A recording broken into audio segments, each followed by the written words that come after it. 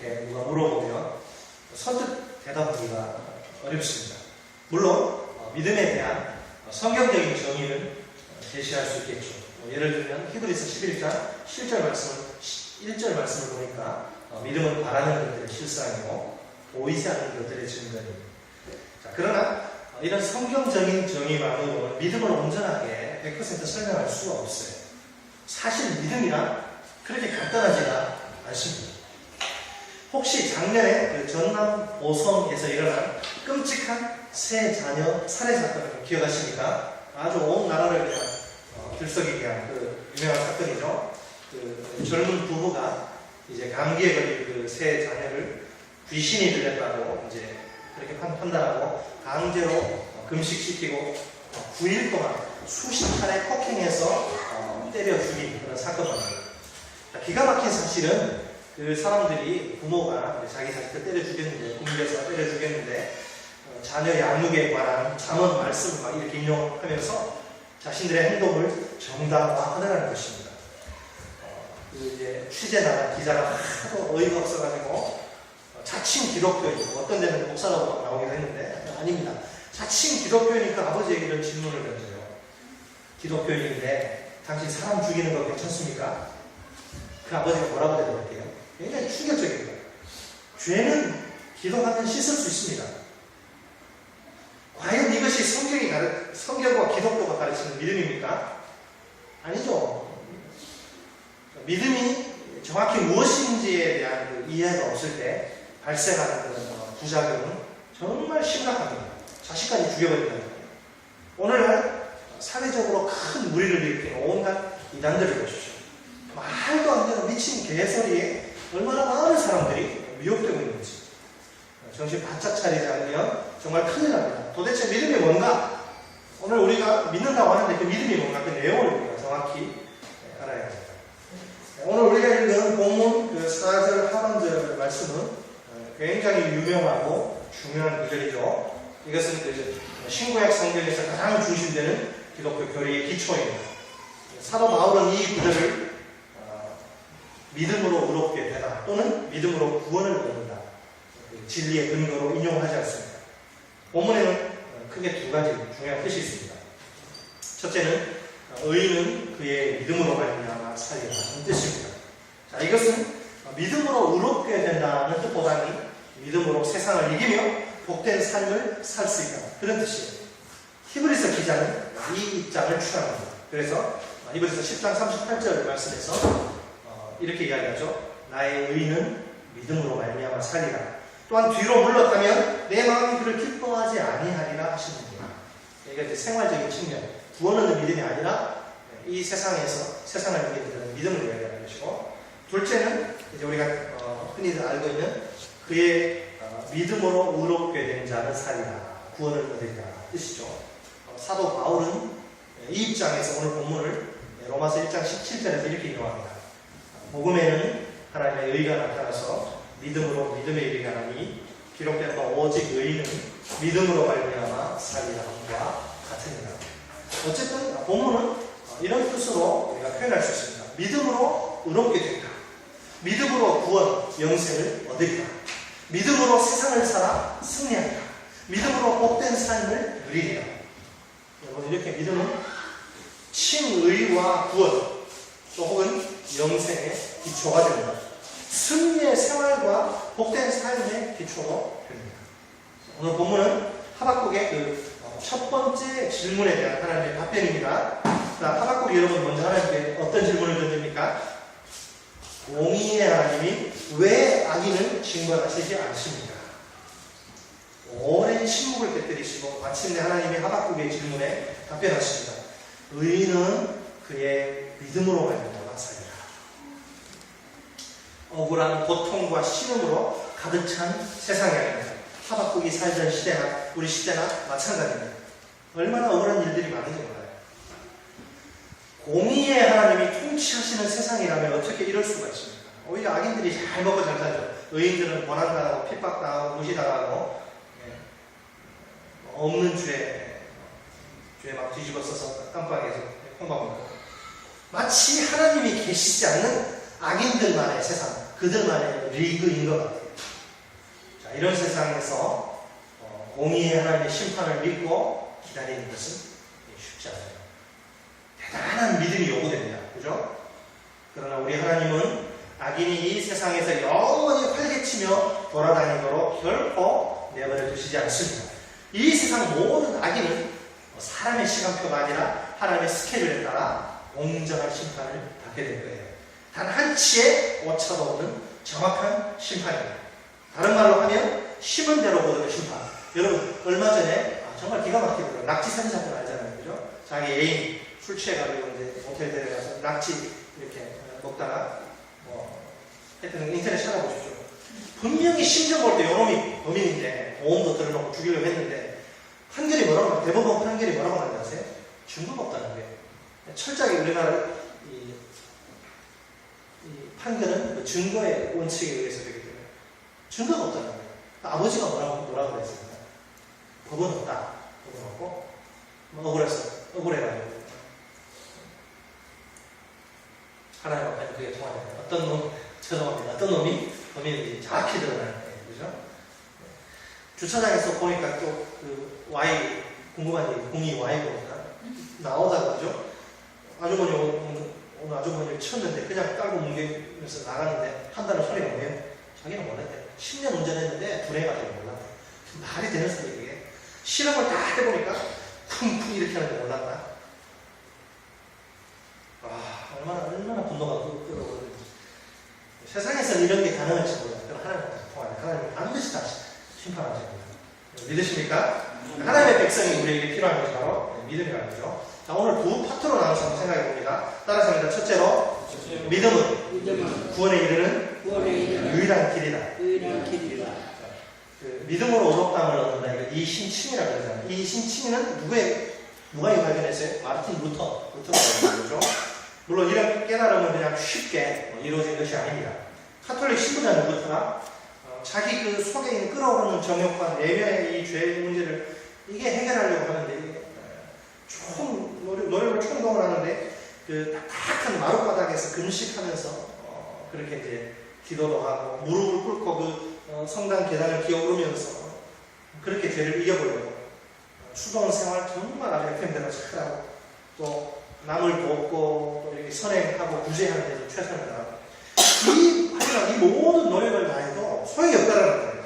아무리 발버둥을 쳐봐도 하나님과 평화로운 관계를 누릴 수 없고 이 죄 문제가 해결이 안 돼서 그의 영혼을 강력하게 짓누르는 죄의식을 이거죠. 극복할 방법이 없거든요.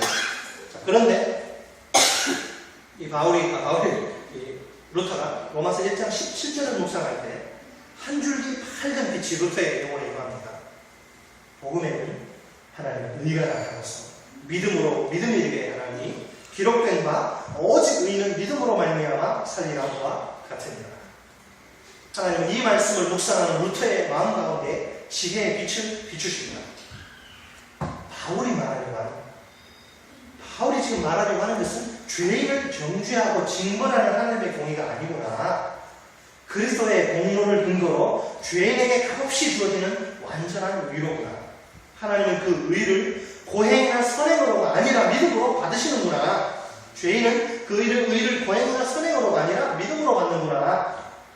자, 루터는 오직 그리스도 때문에, 오직 믿음을 통해, 오직 은혜로 의롭게 된다는 이 교리가 복음의 핵심이라는 사실을 발견합니다. 그리고 이 교리야말로 낙원에 이르는 열린 문, 천국으로 들어가는 문이라고 생각합니다.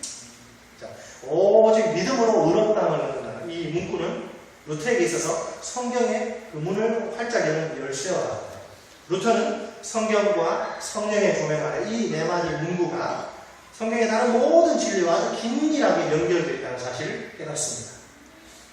자, 여기서 중요한 문제는 과연 믿음이 무엇인가 하는 것이죠. 여러분, 믿음은 공로 차원에서의 행위가 아니라 그리스도를 믿는 행위입니다. 한마디로 말해서 믿음은 예수 그리스도를 전적으로 신뢰하는 것입니다.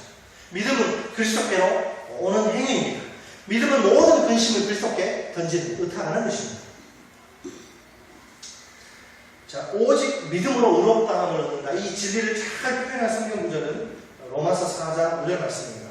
오늘 말씀이 하박국서 찾기도 어려운데 책갈피에 놓으시고 로마서 4장 5절로 보겠습니다. 신약성경 로마서 4장 5절. 여기 이신칭의 모든 것이 이 짧은 구절 속에 다 들어있습니다.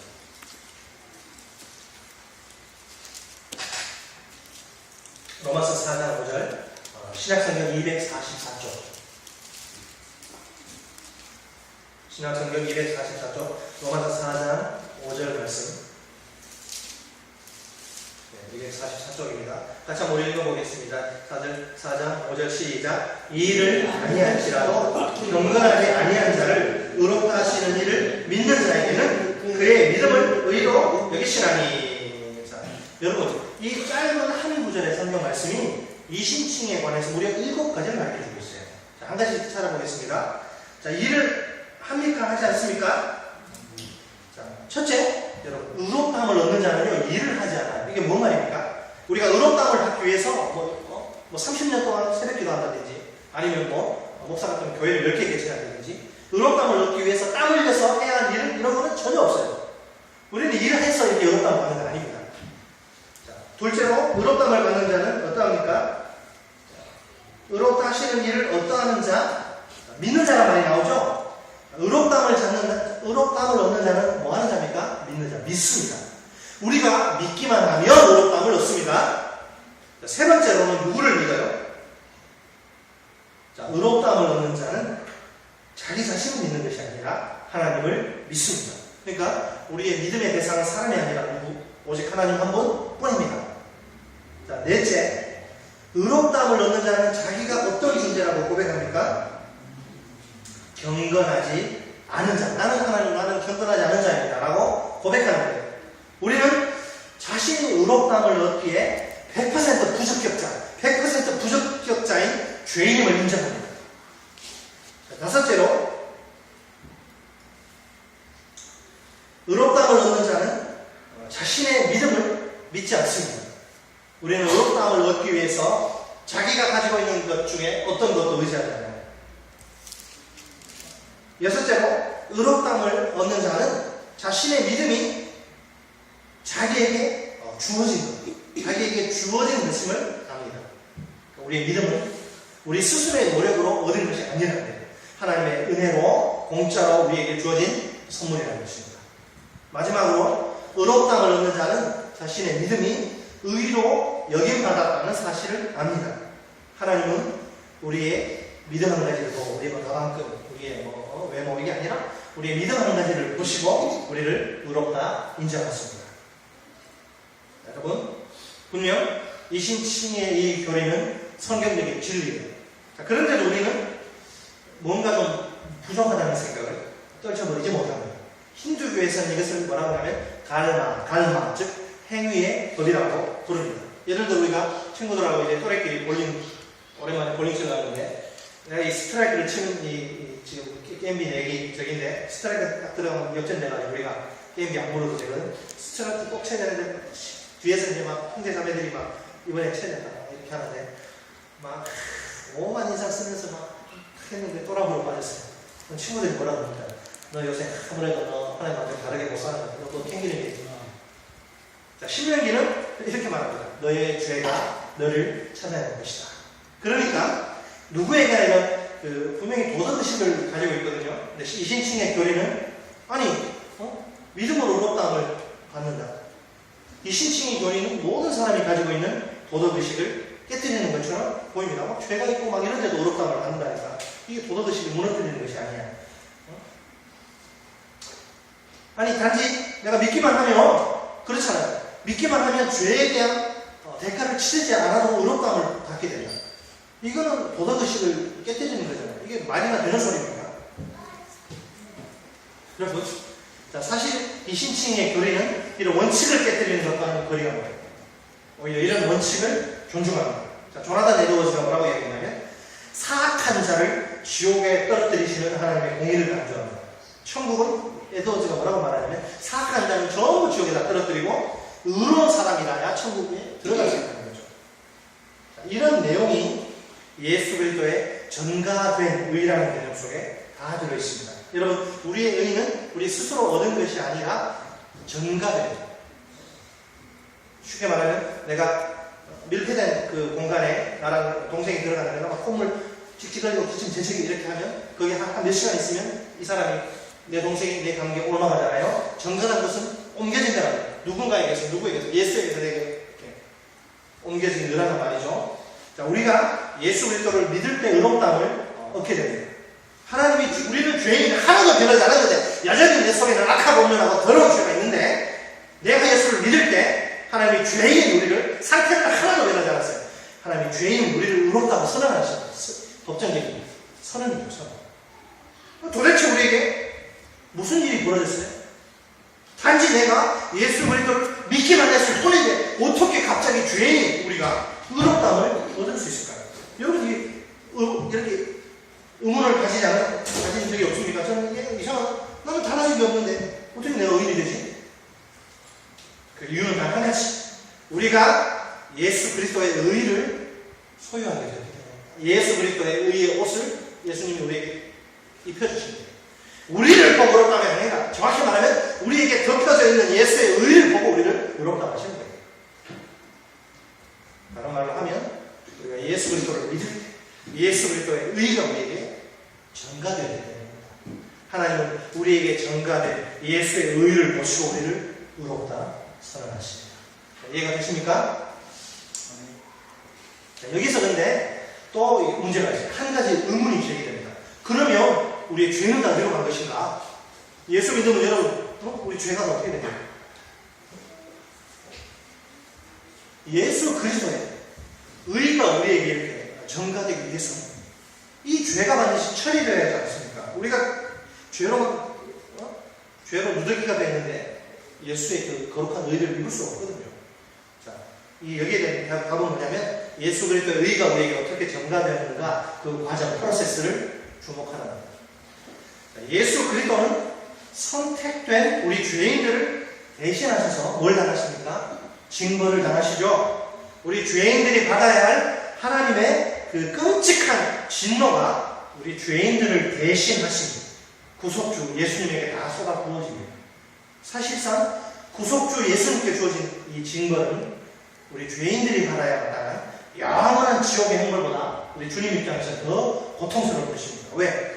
예수님은 원래 어떤 분이기 때문에 육체로 거하시는 하나님 자신이기 때문에 그래요. 하나님은 영이시기 때문에 무한하시고 변하지 않으시며 영원하신 본성을 가지고 계시죠. 따라서 여러분 하나님이신 예수님은 죽지 않아요. 어떻게 하나님이 죽습니까? 있을 수 없는 일이에요. 여러분. 하지만 놀랍게도 죽으시기 위해서 놀랍게도 그분은 인간의 몸으로 이 세상에 오셔서 죽으십니다. 그분이 인간의 몸으로 이 땅에 오신 이유는 뭐예요? 우리 죄인들 대신 죄에 대한 형벌의 고통을 다 받으시고 죽으시기 위해서입니다. 우리를 위해서 우리 대신 우리 죄에 대한 대가를 치르시기 위해서입니다. 그 결과 그분의 백성인 우리는 거룩하시고 공의로우신 하나님의 손에 의해서 고통당할 필요가 없게 되는 거예요. 이처럼 그리스도의 대속의 죽음을 통해 온전한 하나님의 공의가 이루어집니다. 우리의 죄에 대해서 하나님이 진노하시고 저주하시고 심판하셔야 되는데 그것이 예수에게 다 뒤집어 씌워져서 예수가 우리 대신 나와놨기 때문에 우리가 더 이상 받을 게 없다는 거예요. 그러므로 하나님의 공의가 이루어지는 것입니다. 결국 예수 그리스도의 죽음으로 우리의 죄가 징벌을 당하게 된 것입니다. 여러분 하나님의 공의를 피할 수 있는 자는 이 세상에 아무도 없습니다. 누구든지 자신의 죄에 대해서 철저한 하나님의 심판을 당해야 합니다. 하지만 우리 대신 아무 죄 없으신 예수 그리스도가 고난을 당하시고 피를 흘리시고 죽으심으로 우리의 형벌을 대신 뒤집어 쓰시고 담당하십니다.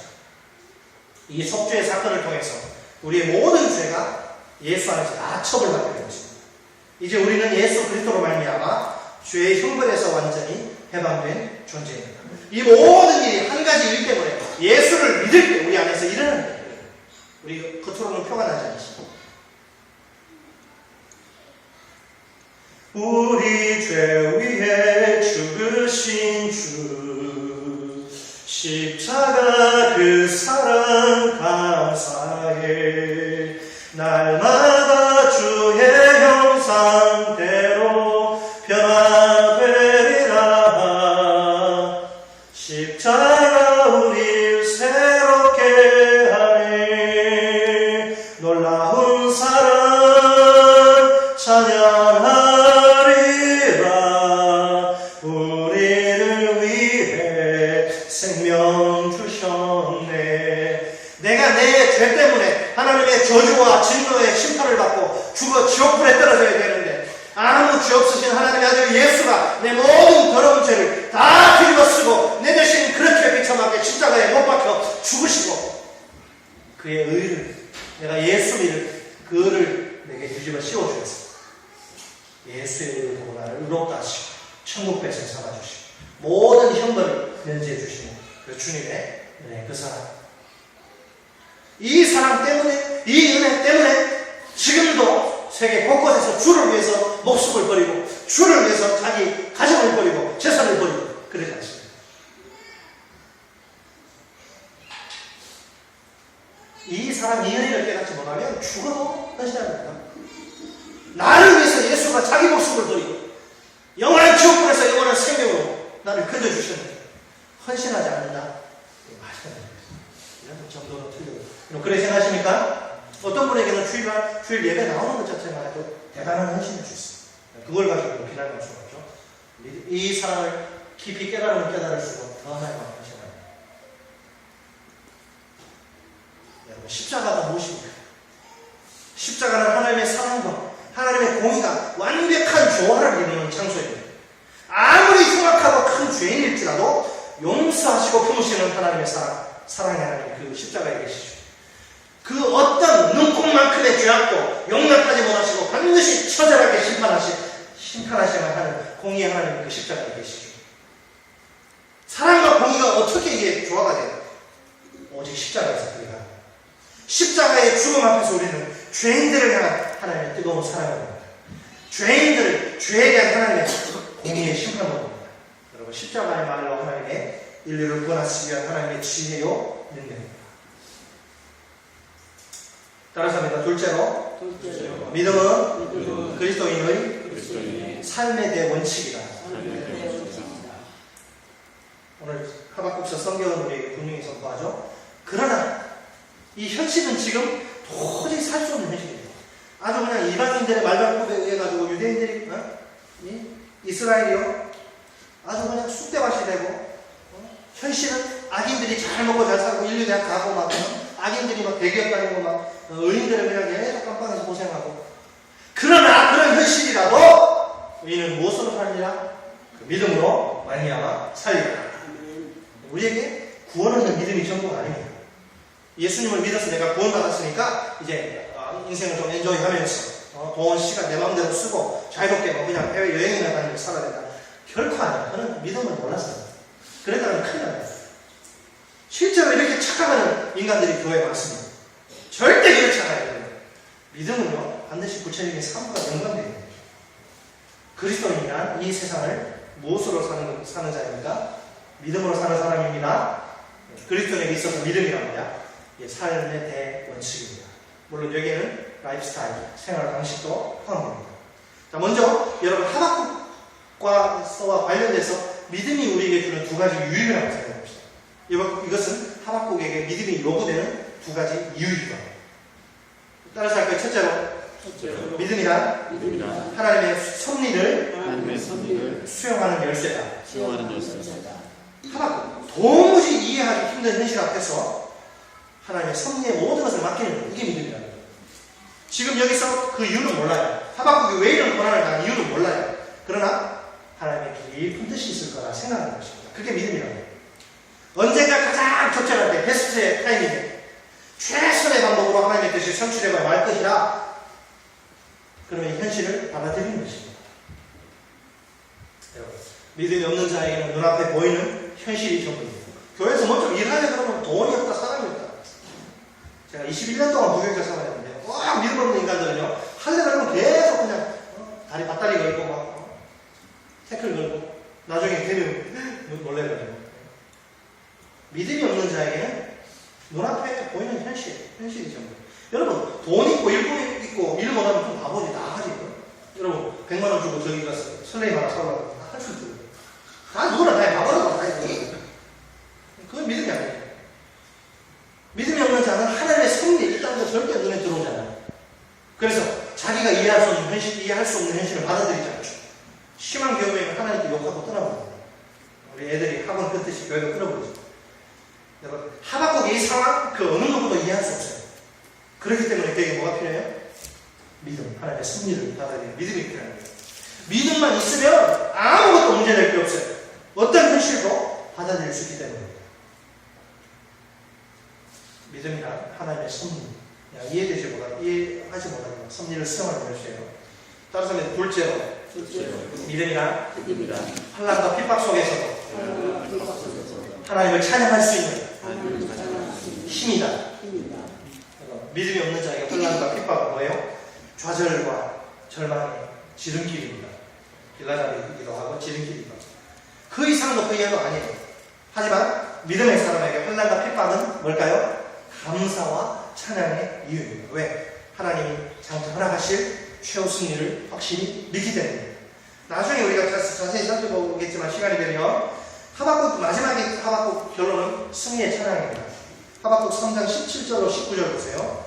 마지막에 보면 이게 하박국의 결론이죠. 비록 무화과 나무가 무성하지 못하며 포도나무에 열매가 없으며 감람나무에 수출이 없으며 밭에 먹을 것이 없으며 우리의 양이 없으며 외양간에 소가 없을지라도 나는 여호와로 말미암아 즐거워하며 나의 구원의 하나님으로 말미암아 기뻐하리라. 주 여호와는 나의 힘이시라. 나의 발을 사슴과 같게 하사 나를 나의 높은 곳으로 다니게 하시리로다. 여러분, 환난과 핍박 속에서도 하나님을 찬양할 수 있는 힘이에요. 하나님의 섭리를 수용하는 열쇠는 환난과 핍박 속에서도 하나님을 찬양할 수 있는 힘입니다. 내 사정, 내 형편이 좋고 편할 때 누구는 뭐 찬양 못합니까? 감사 못합니까? 다 할 수 있다. 그러나 환난이 오고 핍박이 오고 그때도 하나님을 찬양할 수 있느냐? 있어. 뭐가 있으면? 믿음이 있으면. 믿으세요? 네. 여러분, 믿음의 참된 의미에 대해서 우리가 생각하는데 삶의 대원칙으로서 믿음이 도대체 뭐냐? 믿음이란 하나님의 말씀을 내가 받아들이고 그 말씀에 따라서 사는 것을 얘기합니다. 사람의 입에서 나온 말이 아니라, 그죠? 하나님이 하신 말씀이기 때문에 그 말씀을 순전하게 믿는 거예요. 몰타지 않고 썩지 않고. 히브리서 11장에 보면 그 믿음의 사람들이 막 나오잖아요. 그 사람들이 왜 말씀을 믿습니까? 그게 하나님이 하신 말씀이기 때문에 그 말씀을 거지고 그대로 믿잖아요. 그들에게는 그 말씀을 믿는 다른 이유가 전혀 필요하지 않아요. 그 말씀이 자기들에게 현실적으로 어떤 돈이 되기 때문에 아닙니다. 어떤 유익이 되기 때문에 아닙니다. 자, 예를 한번 들어보게요. 아브라함이 왜 이삭을 데리고 모리아산으로 올라갑니까? 왜 사랑하는 독자를 칼로 찔러 죽여가지고 제물로 바치려고 합니까? 하나님한테? 왜 그렇게 해요? 그게 제정신 가진 사람이 할 수 있는 겁니까? 이유는 한 가지밖에 없죠. 하나님이 아브라함에게 그렇게 하라고 말씀하셨기 때문입니다. 이해되지 않지만 하라 그러니까 하나님이 책임질 줄 알고. 믿음을 삶의 대원칙으로 두는 그리스도인들은 주님 말씀하시면 내가 어떻게 해요? 나가리라. 주님 뜻이 아니면 내가 멈췄습니다. 믿음이라고 하는 삶의 대원칙으로서의 믿음은 내 말과 생각과 판단과 행동의 기준이 세상이 아니에요. 오직 하나님의 말씀입니다. 목사님 보시면 대부분이 저기를 가는데 하나님 아니라고 하면 아닌 거예요. 우리 가정교회 표현을 놓습니까? 성경이 그렇다고 하면 그런 줄 알고 성경이 아니라고 하면 죽인다고 해도 아니라고 하는 거예요. 하나님의 말씀이 우리 보고 가라 이렇게 외칩니다. 그러면 가는 것이 죽기보다 싫어도 가는 거예요. 하나님의 말씀이 너 멈춰 명령하면 멈추면 내가 망할 것 같은데도 멈추는 거예요. 믿음의 눈에는 다른 것은 아무것도 보이지 않습니다. 오직 하나님의 말씀만이 보일 따름입니다. 내 기분이나 감정이 아니에요. 내 상황이나 환경도 아니에요. 내 돈도 아닙니다. 오직 하나님의 말씀입니다. 기분 따라 감정 따라 그냥 롤러코스터를 타고 바람직한 일이 아니에요. 의인은 그 믿음으로 말미암아 살다. 의인 즉 믿음의 사람은 하나님의 말씀에 모든 것을 겁니다. 그럼 하나님의 말씀을 위해서 어떤 고난과 손해도 당할 준비가 되어 있습니다. 필요하다면 모든 것을 포기할 각오도 되어 있습니다. 이유는 하나님의 말씀대로 순종하는 삶이야말로 가장 소중합니다.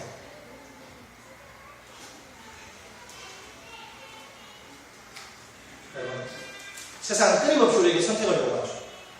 내가 세상의 방식을 따를 것인가? 아니면 하나님의 방식을, 믿음의 방식을 따를 것인가? 세상의 방식이 어떤 때는 우리에게 행복을 보장해 줄 것처럼 그렇게 보입니다. 왜? 대다수의 사람들이, 민주주의는 다수결을 좋아하잖아요. 대다수의 사람들이 이 방식을 따르면 그만한 이유가 있을 거예요. 저 사람들도 배울 만큼 배웠는데 이유가 있으니까 저렇게 알겠지. 반면에 하나님의 방식은 어때요? 믿음의 방식은 아주 고리타분하고 시대에 뒤처진 것 같아요. 세상에서 인기도 없어요. 또 참 별볼일 없는 소수의 사람들만이 고집하는 어리석은 방식처럼 보입니다. 세상 사람들로부터 그렇게 왕따당하는 게 십상입니다. 현재 우리 인생을 지배하고 있는 원칙은 무엇입니까? 인생의 주인이 내가 심사숙고해서 세운 신중한 계획이 그 원칙입니다. 세속적인 지혜, 곧 역사와 인간의 지식의 바탕을 둔 아주 빈틈없고 균형 잡힌 견해가 그 원칙입니다. 자본주의 사회를 움직이는 원동력이 돈이 그 원칙입니다. 아니면 이 세상과 현재의 삶은 잠시 잠깐이며 장차 올 영원한 세상을 준비하라고 경고하시는 하나님의 말씀이 인생을 지배하는 원칙입니다. 하나님의 말씀이 성경 안에, 여러분, 이 말씀 안에 그리스도인으로서의 모든 삶이 담겨져 있습니다. 내가 그리스도인인데 무엇을 위해서 어떻게 살아야 할지 이 성경을 보고 다 알 수 있어요. 여러분, 우리가 예를 들어 드럼 세탁기를 샀어요. 그럼 제일 먼저 뭘 해야 됩니까? 이 제품 사용 설명서를 주의 깊게 봐야죠. 그래야지만이 그 제품을 목적에 맞게 잘 사용할 수 있습니다. 우리 인생도 마찬가지입니다. 여러분, 이 성경은 뭐냐면 인생 사용 설명서입니다. 인생 사용 설명서. 하나님이 우리를 만드신 목적대로, 하나님의 뜻대로 살 수 있는 비결이 여기 다 들어있다니까요. 성경을 떠나서는, 말씀을 떠나서는 인생의 목적에 맞는 삶을 살 수 없다니까요. 그 인생 그렇게 가다가 고장나고 망가질 수밖에 없습니다. 그렇다면 믿음으로 사는 삶의 핵심은 무엇입니까? 하나님의 말씀을 내 인생을 지배하는 삶의 원칙으로 굳게 붙드는 것입니다. 그런데 여기에 심각한 문제가 하나 있습니다. 저는 이것이 오늘날 하나님의 백성들이 불신자들과 구별된 삶을 살지 못하는 결정적인 이유 중에 하나라고 생각합니다. 그것은 교회 다니는 사람들이 이 성경을 하나님의 말씀으로 믿지 않습니다. 목사님 도대체 무슨 이상한 소리 하십니까? 아니 그래요. 그리스도인들이 성경을 하나님의 말씀으로 믿지 않다는 거예요. 도대체 그게 무슨 소리입니까? 한국 교회만큼 온갖 성경 공부와 양육 프로그램으로 넘쳐나는 교회가 없습니다. 그냥 성도들이 얼마나 바쁜지 몰라요. 월요일부터 주일까지 정식 없어요. 그러니까 가정도 막 청소도 안 해고 뭐 개판이고 와 얼마나 바쁜지 몰라요. 월요일부터 그냥 막 돌려대는데 그냥 프로그램을 막 돌려대는데 정신이 없어요. 성경 공부, 양육 프로그램, 제가 21년 동안 받은 게 얼마나 많은지 몰라요. 그러다 보니까 한국교회 그리스도인들은 이 성경 지식이 있어서만큼은 어느 나라 그리스도인들과 비교해도 뒤처지잖아요. 참 이상한 점은 이 성경을 지식적으로만 안다는 사실이에요. 진심으로 이걸 믿지가 않아요. 진심으로. 이렇게 살았다면 내 인생이 잘 안 될 것 같아. 이게 돈이 안 될 거야. 내가 망할 거다. 그냥 안 믿는 거예요. 여기서 가장 뽑는 거죠. 나한테 좀 좋은 거. 성경을 하나님의 말씀으로 100% 믿지 않다 보니까 이게 삶을 지배하는 원칙이 될 수 없죠. 삶을 지배하는 원칙이 성경이 아니니까 이 말씀 붙들고 믿음으로 사는 삶을 살 수가 없죠. 말씀 붙들고 믿음으로 사는 삶의 실패하니 세상에서 불신자들로 구별이 되지 않는 거예요. 제가 가끔씩 이야기하는 거 아니면 옛날에 부흥회 갔다가 할머니가 부흥회 가셨다가 막 강사 목사가 뜨는 엄청 많아요. 그래서 하늘 간 밝은 일이 이제 교회당 내려오는데 그러니까 저기 사람 밭에 막 호박이 막 6만 원인데 저거 내작들이 보고 좋을 것 같아요. 하늘 간 집에서 내작 끓여 먹었어요. 그 사람이 믿는 하나님은 도둑질을 가르치는 하나님입니까? 이런 게 우리 권사님도 계시지만 어떤 데는 권사님들이요 그런 분도 있대요. 쓰레기 이렇게 해가지고 아래쪽으로 막 집어던지고 봉투가 막히고 이거 구별이 안 되니까 학생들도 똑같이 컨닝하고 점수 좀 못 따면 어때? 정정당당하게 보는 게 시험인데 컨닝고 하다가 그냥 이게 무슨 전도가 되겠어요? 자, 제가 마지막으로 여러분들 좀 묻겠습니다. 가슴에 손을 얹고 대답해 보십시오. 정말 세상의 부패를 방지하는 소금으로 세상의 어둠을 밝히는 빛으로 거룩한 하나님의 자녀답게 살고 싶으십니까? 다시 한번 강조합니다. 오직 이 세상을 세상의 방식이 아니라 하나님의 방식으로 믿음으로 사십시오. 하나님의 말씀을 내 인생을 지배하는 삶의 원칙으로 확실하게 붙드십시오. 이것만이 우리 개인과 공동체와 교회와 국가가 사는 길입니다. 성경은 지식적으로 알고 이해하는 것만으로는 부족합니다. 이 예수님의 12제자 몰라도 돼요. 여러분, 믿음은 사는데 지장 없어요. 예수님의 동생 이름 몰라도 돼요. 지식적으로 알고 이해하는 것, 이거는 부족합니다. 이걸 정말 살아계신 하나님의 말씀으로 인정하고 믿어야 합니다. 내 중심으로, 내 영혼으로 아닙니다. 성경에 대한 여러분의 태도는 어떻습니까? 정말 이 성경의 내용이 전부 다 하나님의 말씀이라고 인정하십니까? 진심으로 믿으십니까? 말씀을 맺겠습니다. 두 가지 진리를 가슴 깊이 새깁시다. 첫째, 믿음은 구원에 이르는 유일한 길입니다. 우리의 구원을 위해서 어떤 엄청난 희생과 대가가 지불되었는지 기억합시다. 십자가에서 우리 대신 고난을 당하시고 피를 흘리시고 죽으심으로 공의의 하나님의 형벌을 몸소 담당하신 예수님입니다. 예수님을 믿게 하시고 더러운 우리 죄인들에게 예수님의 완전한 의를 전가시켜 주신 하나님입니다. 우리를 위한 하나님의 완전한 사랑, 완전한 공의를 찬양합시다. 둘째, 믿음은 그리스도인의 삶의 대원칙입니다. 이 시간 우리가 하나님 앞에서 스스로에게 던져야 할 질문이 있습니다. 나는 오늘 과연 믿음의 원칙에 기초해서 살아가는가? 나는 성경의 모든 내용이 정말 하나님의 말씀이라 인정하고 믿는가? 나는 내 인생 전체를 하나님의 말씀에 걸 용기가 있는가? 왜 우리가 스스로에게 이런 질문을 던져야 합니까? 왜냐하면 의인은 그 믿음으로 말미암아 살아야 하기 때문입니다. 기도하겠습니다. 말씀을 생각하면서 한 번만 우리 기도하겠습니다. 여러분, 우리가 받은 믿음은 이게 그냥 무덤덤하게, 무감각하게 받을 수 있는 것이 아닙니다. 우리에게 믿음 주시기 위해서 예수가 어떤 희생을 치렀고 하나님이 어떤 희생을 치렀는지를 기억하면 우리는 무감각하게, 무덤덤하게 예수를 믿을 수가 없습니다. 완전한 공의와 완전한 사랑의 주님을 좀 찬양하고 감사했으면 좋겠고요. 믿음은 단지 구원 얻는 데만 필요하고 내가 예수 믿어서 구원받았으니까 구원은 따놓은 감상이니까 내 마음대로 살아도 되는 거 큰일 납니다. 그러다가 구원 못 받습니다. 믿음은 그리스도인의 삶에 대한 원칙입니다. 하나님은 믿음으로 옳게 되지 않아 이 세상을 세상의 방식이 아니라 믿음의 방식으로 하나님의 방식으로 살라고 하십니다. 내가 정말 말씀을 내가 기초해서 말씀대로 살고 있는지 돌아보고 회개할 것 회개하는 이 시간 되었으면 좋겠습니다. 감사와 찬양으로 회개로 하나님 앞에 나아가겠습니다. 기도합니다. 살아계신 하나님 아버지, 그 믿음과 말미암아 살리라 이 말씀 속에 담긴 두 가지 위대한 진리를 우리에게 말씀하여 주시니 감사합니다. 예수를 믿음으로 말미암아 아버지 하나님의 또 공의가 우리에게 하나님의 의의가 우리에게 덮어지어지고 아버지 우리는 여전히 허물과 죄가 가득한 인생인데 우리를 보시지 않고 우리에게 전가된 예수의 의를 보시고 우리를 의롭다 하시는 하나님을 찬양합니다. 하나님 아버지, 우리의 믿음은 아버지 무감각하게 무덤덤하게 받아들일 수 있는 것 결코 아닙니다.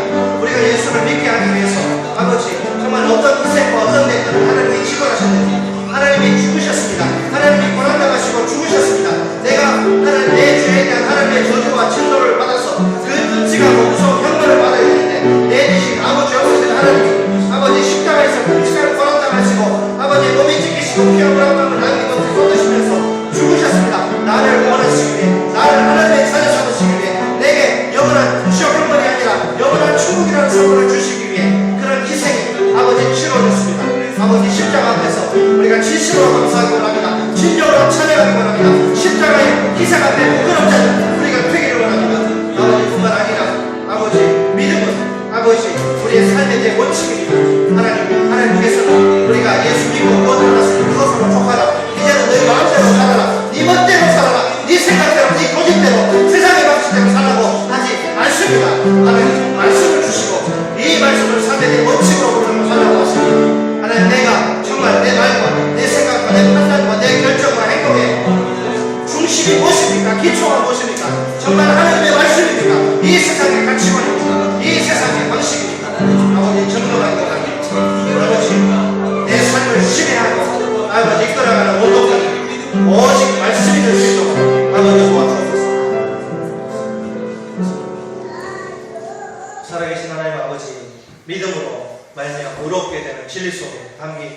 두 가지 또 하나님의 뜻을 보게 하시니 감사합니다. 하나님, 오직 믿음 한 가지를 보시고 우리에게 여전히 악하고 음란하고 더러운 죄악이 부글부글 끓고 있음에도 정말 시궁창보다도 더러운 우리의 아버지, 우리의 속사람인데도 불구하고 예수를 믿을 때 그 믿음 한 가지 보시고 우리에게 예수의 의를 뒤집어 씌워주시고 그 의를 보시고 의롭다고 하시는 하나님 앞에 우리가 감사하기 원합니다. 주님, 우리의 믿음을 위해서 어떤 희생과 어떤 대가가 치러졌는지 우리가 기억하고 십자가 앞에서 감사하고 찬송할 수 있도록 도와주옵소서. 하나님, 우리가 믿어서 구원받았으니까 이제 구원을 따놓은 당상이니까 내 마음대로 내 멋대로 인생을 좀 엔조이하면서 살아도 되는 것 절대 아닙니다. 하나님, 이 믿음은 구원 얻는 데만 필요한 것이 아니라 이 땅에서 하나님의 자녀답게 구원 얻은 하나님의 자녀답게 살기 위해서도 필요한 것입니다. 믿음은 우리의 삶의 대원칙은 말씀입니다. 주님, 우리가 내 말과 생각과 판단과 의견과 결정과 행동의 중심과 기초가 진리의 말씀이 되게 하옵소서. 하나님의 기록된 말씀, 이 성경을 100% 하나님의 말씀으로 믿게 하시고 이 말씀 붙들고 이 험한 세상의 하나님의 자녀답게 믿음으로 승리하는 종들이 되게 해 주옵소서. 예수님의 이름으로 기도드립니다.